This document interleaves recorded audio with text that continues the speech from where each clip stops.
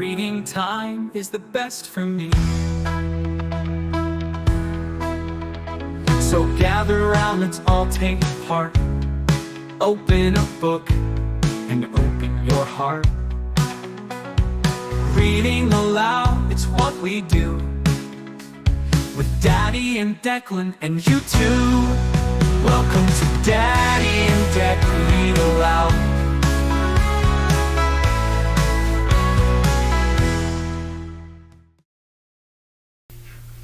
Hi there. Welcome to our very first edition of Daddy and Declyn Read Aloud. I go by the name Mr. M, and this is my good buddy Declyn. This is my daddy. Declyn and I have a very special book we want to share with you today. It's our very first one, and it's the very first book that I've written. The story is about someone very special to both of us, isn't it, buddy? Yes. You want to tell him his name? It's Blue. And who was Blue to us? He was a beagle and he was really special. He was our dog, and he was a beagle, like Declyn said. And Blue went home to be to heaven a few years ago. But we wanted to remember him always, so we decided to write some stories about some of the things that we remember in our lives. Are you ready to tell him this one, Declyn? Yes, we have a picture of to remember him over here. Yeah, they can't quite see that, but that's okay. Maybe some other day we'll turn the camera. Does that sound good? Mm-hmm. Okay. This story is called The Day My Whole World Changed. And it's a story of our dog Blue when he had a very special visitor come home from the hospital to be with him. Who was it, Declyn? Me! Okay. You ready? Here we go. Mm-hmm. I woke up that morning like any other day. Dad, as usual, seemed annoyed when I woke him up. Though in my defense, it's always the same routine at 6 a.m. sharp. Time to potty, as Dad calls it.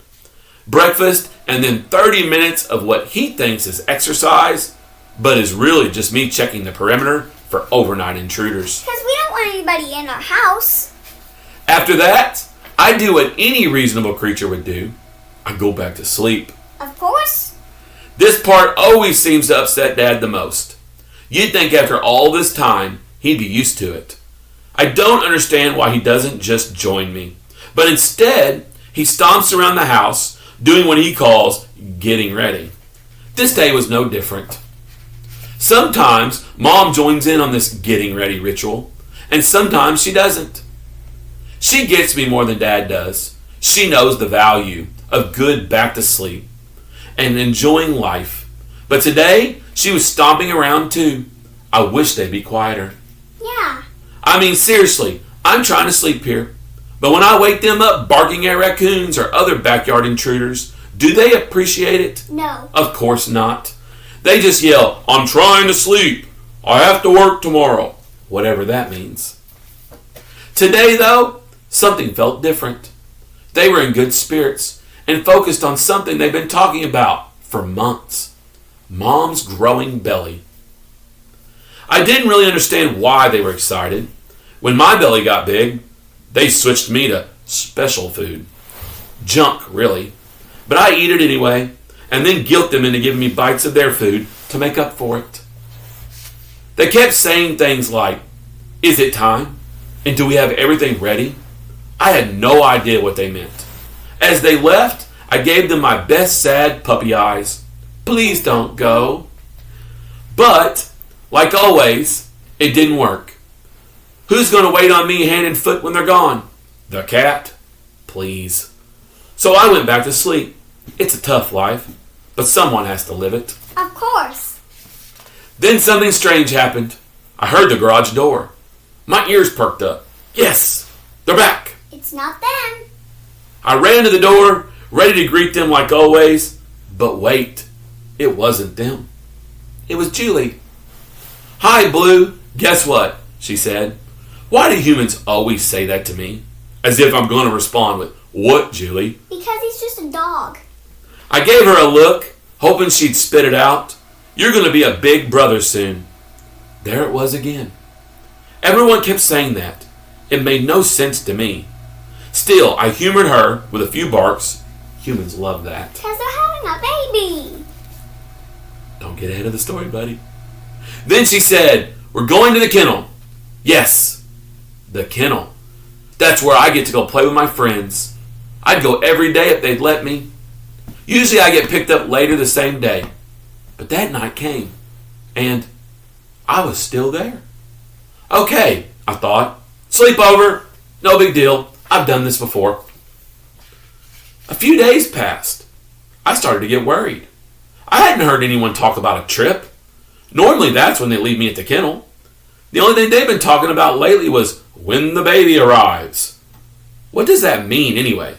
Lots of things have arrived over the years. Mail, pizza, and nothing changed then. I should know. I bark at every arrival. Finally, Dad showed up. I ran to him like always. But something was different. He had that same look in his eye he had the day he brought me home from the shelter. "Guess what, Blue?" he said. "Oh, great. This again. You're a big brother." There it was. Again. Because they're having a baby. What does that mean? When we got home, I saw balloons on the mailbox and a big sign that said, "It's a boy." It's a boy, yeah, it's a boy. Of course. I can't read. Dad told me what it said. As the garage door opened, I knew something was definitely different. Yeah. Inside, Dad was glowing with excitement. He looked at me and smiled. We were best friends, after all. Then I saw her, Mom, sitting on the couch, holding the tiniest human I'd ever seen. "Meet your baby brother, Blue," Dad said. "He's going to be your new best friend," Mom added.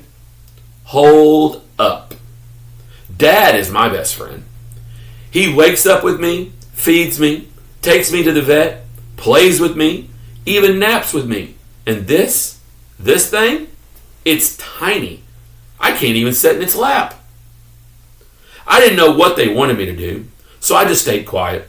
I figured the whole thing would blow over. After all, I'm the center of attention in this house. Not the cat, not anyone else. Me. Boy, was I wrong. Suddenly, everyone was visiting him. Strangers came in and ignored me completely. I barked, trying to remind them that I was still here, only to get a small pat on the head each time. "I bet you love your little brother," they said. "No, I don't." Because he doesn't He's an know. attention hog, He and he doesn't even know it. He doesn't do anything but cry and sleep, and somehow he runs the house. What's worse, he wakes up everyone in the middle of the night to eat, and they're happy to help. I bark once at a deer in the backyard and get yelled at. He cries, and they thank him for it. This had to be the Twilight Zone. Days passed, and I realized life might never be the same. I tried everything to get their attention again. Chased the cat, followed backyard scents, set on command, but nothing worked. Then, one day, I decided to check out this tiny human for myself. Yeah. Mom was making a bottle, and he was lying in something they called a boppy on the bed. I walked over slowly, nose first, like any good beagle would. I sniffed him carefully. He smelled like Mom and Dad. He looked a lot like Mom. Then his eyes opened. Did he just smile at me? If a puppy's heart could melt, mine just did. That's when I knew.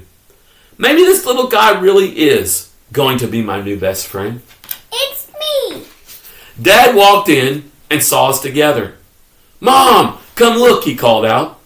There I was, lying next to the boppy, guarding my tiny human brother. And in that moment, I saw the look I love most in Dad's eyes. That look of unconditional love for both of us. From that day forward, I knew this little guy was mine. And the rest, well, that's history in the making. And it's got a picture of our boy Blue. And he's laying right next to the very boppy that you were born and laid in. Thank you for joining us with our first edition of this. We hope you enjoyed the story. Blue and Declyn were definitely best of friends. And if you didn't hear me, that baby was me. And yes, the baby was you. Thank you. Until next time.